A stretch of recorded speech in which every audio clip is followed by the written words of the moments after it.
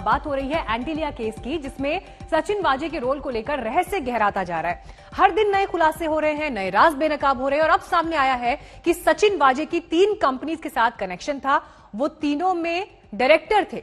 BJP ने वाजे को महज मोहरा बताकर उद्धव सरकार को घेरा है, तो शिवसेना का मुखपत्र सामना ने एनआईए जांच पर सवाल उठाते हुए महाराष्ट्र सरकार को बदनाम करने की एक साजिश इसे बताया है। और तो और इस केस में एक के बाद एक कार सामने आ रही हैं। तस्वीर देखिए, आपको हम ग्राफिक में भी यहां दिखा रहे हैं। स्कॉर्पियो, इनोवा, मर्सिडीज के बाद लैंड क्रूजर कार की तस्वीर भी सामने आई है, जिसमें सचिन वाजे मनसुख हिरेन के साथ बैठे दिखाई दे रहे हैं। और ये तमाम चीजें अब इन्वेस्टिगेशन में भी एक अहम रोल निभाएंगी। एंटीलिया मामले की जांच एटीएस कर रही थी।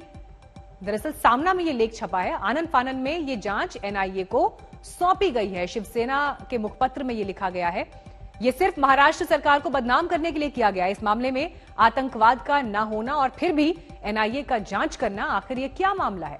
आतंकवाद से जुड़े मामलों की जांच करने वाली एनआईए जिलेटिन की छड़ों की जांच कर रही है, लेकिन उरी, पुलवामा, पठानकोट जैसे हमलों के इन्वेस्टिगेशन का क्या हुआ, ये कहते हुए शिवसेना के मुखपत्र सामना में सवाल उठाए गए हैं।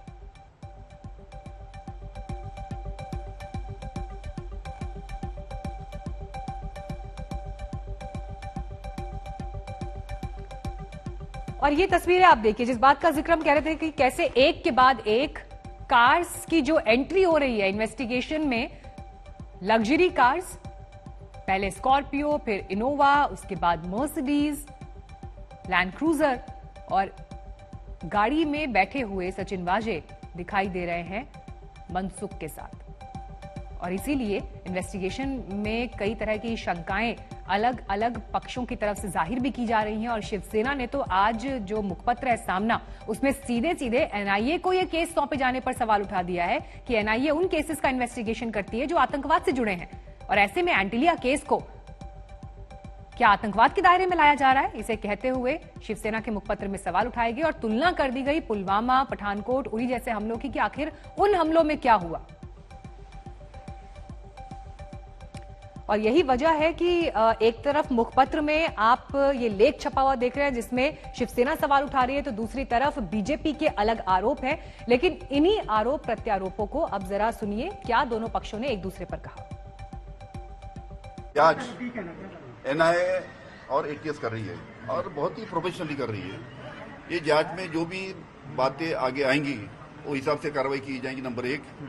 नंबर 2, उनकी जांच में कुछ बाधा नहीं आना चाहिए करके वहाँ के पुलिस कमिश्नर ऑफिस के हमारे जो कुछ उसमें हमारे जूनियर अधिकारी और बाकी जो भी कुछ अधिकारी, उसमें उनकी बाधा नहीं आना चाहिए और अच्छी तरीके से इंक्वायरी होना चाहिए।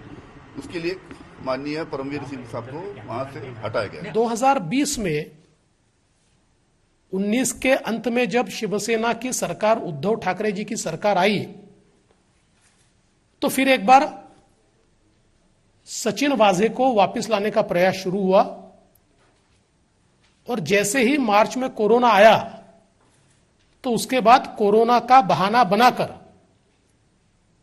एक कमेटी तैयार हुई, रिव्यू कमेटी। और रिव्यू कमेटी ने बड़ा सिंपल सा उसमें लिख दिया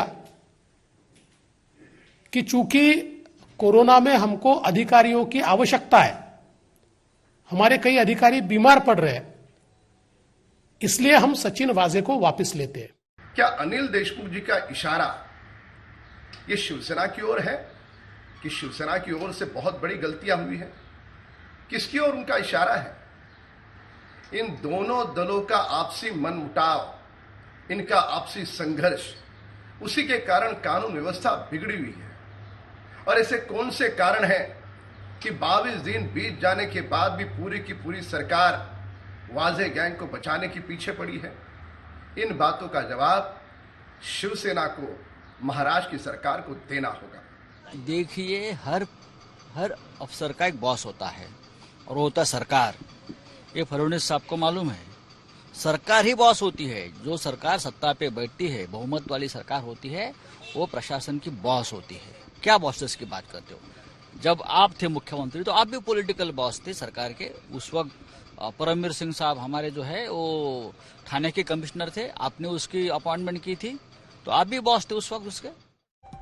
तो आरोप प्रत्यारोप आपने सुने, लेकिन इस बीच आपको हम तस्वीर ये भी दिखा रहे हैं कि वाजे के खिलाफ अब तक किस तरह के सबूत जो है वो हासिल हुए हैं। इसमें कंपनीज में डायरेक्टर होना, सीसीटीवी फुटेज है, इसके अलावा कार में जो उनकी तस्वीर सामने आई है, कुर्ता और कुछ डिजिटल सबूत है जिसे लेकर इन्वेस्टिगेशन आगे बढ़ रहा है।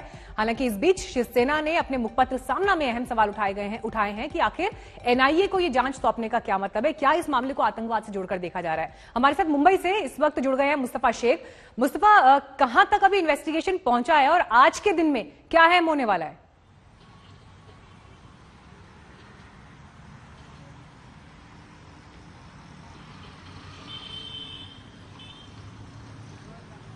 जी बिल्कुल मीनाक्षी, सचिन वाजे क्योंकि खुद एक पुलिस ऑफिसर है, एनआईए के लिए पूरे केस का मोटिव क्या है ये समझने में दिक्कत हो रही है। जब उन्हें एविडेंस से आमना सामना कराया गया तो उन्होंने अपना रोल तो मान लिया कॉन्स्पिरेसी में, लेकिन इसके साथ साथ और कोई लोग इन्वॉल्व है क्या इस बारे में जानकारी नहीं दे रहे हैं। आज थाने सेशंस कोर्ट में महाराष्ट्र एटीएस जो है एक वारंट दाखिल कर सकता है वजह के खिलाफ मनसुख हिरन मर्डर के इस मामले में, जो अभी भी महाराष्ट्र एटीएस के सामने है। तो जब कोर्ट खुलता है इस केस में आगे क्या कार्रवाई होती है ये देखना दिलचस्प रहेगा। लेकिन साथ ही साथ एनआईए फिलहाल सारा फोकस इस चीज पे कर रही है कि इस क्राइम को लेकर के वजह का क्या मोटिव था ये पता लगाया जा सके। मैंने